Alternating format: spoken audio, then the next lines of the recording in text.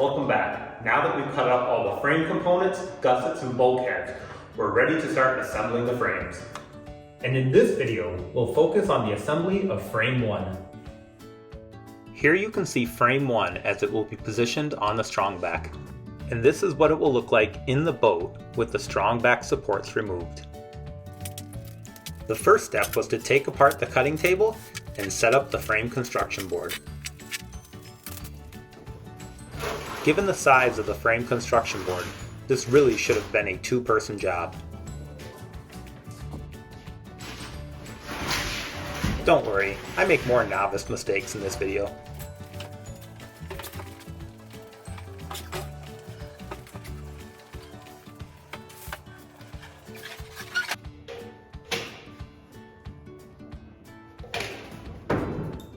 But this one may have been the most frustrating.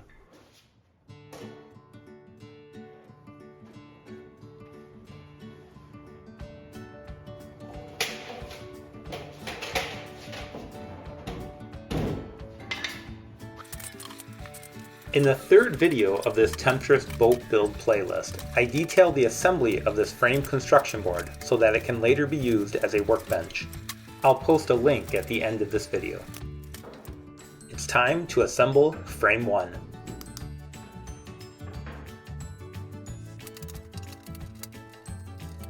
This being my first frame assembly, I was very pleased that everything fit together as planned.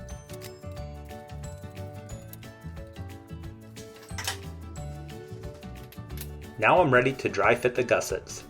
I marked the screw location on each gusset to ensure that the screws on the opposite side do not interfere. I drilled pilot holes with a countersink drill bit.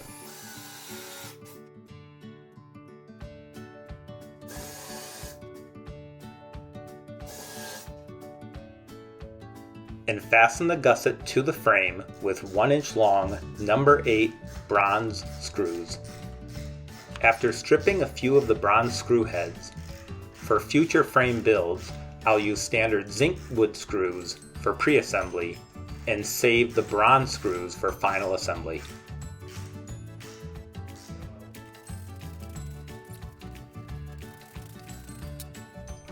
On the side of the frame without the bulkhead, I continue the dry assembly, marking the screw holes, drilling the pilot holes, and pre-assembling with screws.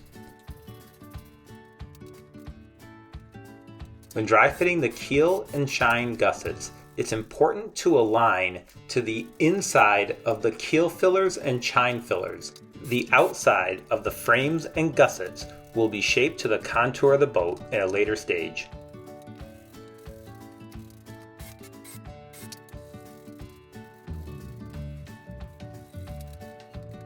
I flip the frame over and repeat the dry assembly process on the aft or stern side of the frame.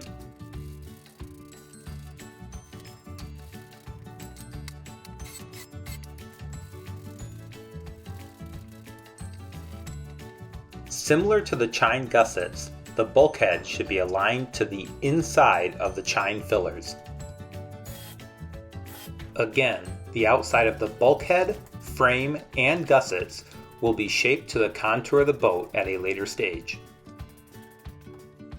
Now we're ready for permanent assembly with epoxy. The frame components have been masked. I've covered the frame assembly board with a sheet of polyethylene. I mix the resin and hardener thoroughly. Lift the frame components off the frame construction board with scrap pieces of sapele. And wet the bonding surfaces with neat epoxy.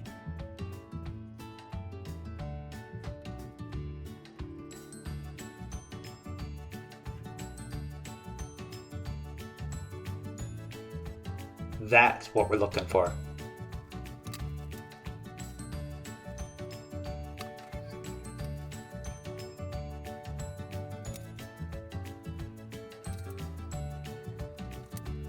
With all the bonding surfaces wetted, I mix up a batch of thickened epoxy using colloidal silica. And I make good use of an old cottage cheese container.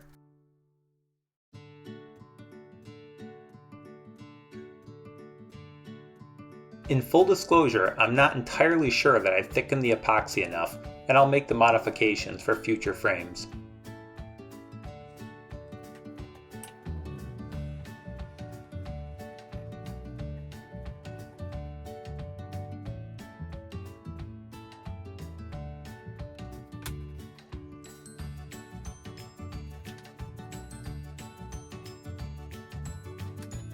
I begin the final assembly, bringing each frame component perpendicular to its mating part to ensure that I don't wipe the epoxy off of the joints. To ensure proper positioning on the frame construction board, I push the rounded end of the dowel through the polyethylene and into the hole on the frame construction board.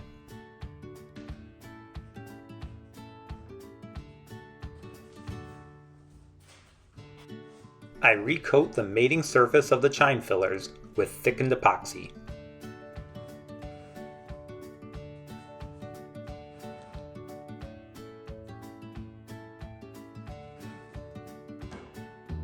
Notice here that I took the pins out before wetting the surface. What I should have done is push the pins through the board to maintain positioning on the frame construction board. On this bow side of the frame, I wet all the bonding surfaces of the frame and the gussets.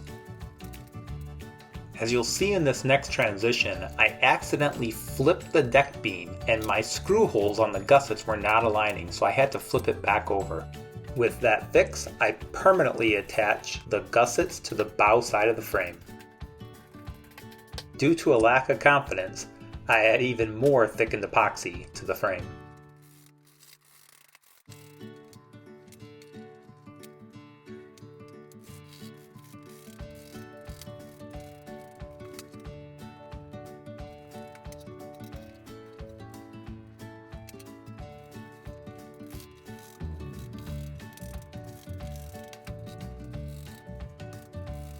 I flip the frame over and permanently attach the shear gussets to the aft side of the frame. As Dan Lee explains in his Temptress quarter scale boat build, this was a mistake.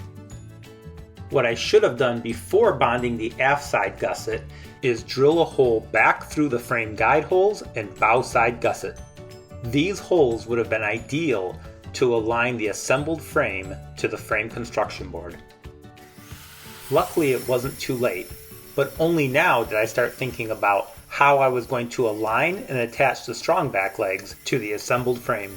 I cut a 4-inch wide crossmember from the same piece of plywood as the gussets. And I cut 4-inch wide strong back legs from 3/4 inch MDF. Because the crossmember and strong back legs are not permanent components of the boat, I attach them using zinc wood screws.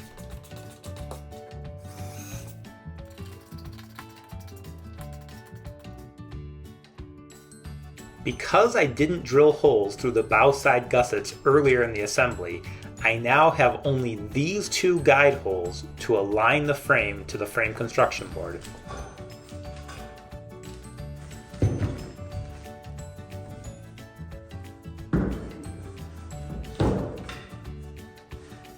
While not ideal, I did manage to align the frame and the strong back legs on the frame construction board.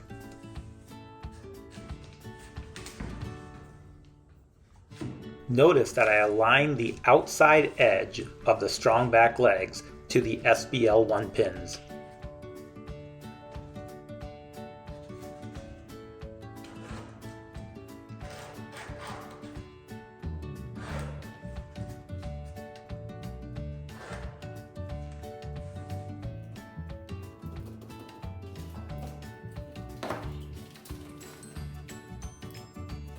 I carefully mark waterline 1 on each of the strong back legs.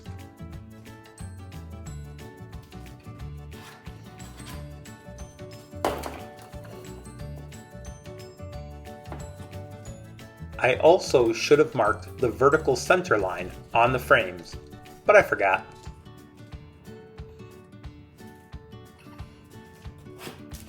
I attach the strong back legs to the crossmember using zinc wood screws. With the strong back legs now fixed in position, I reattach the bulkhead with a dry fit only, and fasten the strong back legs to the bulkhead with zinc wood screws. There are two permanent components of the frame that need to be cut out by hand, the floor batten and the deck batten. Before completing these parts, Mother Nature pulled an April Fool's joke. Despite the surprise snowstorm, I finished cutting and sanding the deck batten and the floor batten. For now, I attach both parts with double stick tape. I'll permanently bond at a later date. Until next time, when we assemble frame 2, cheers.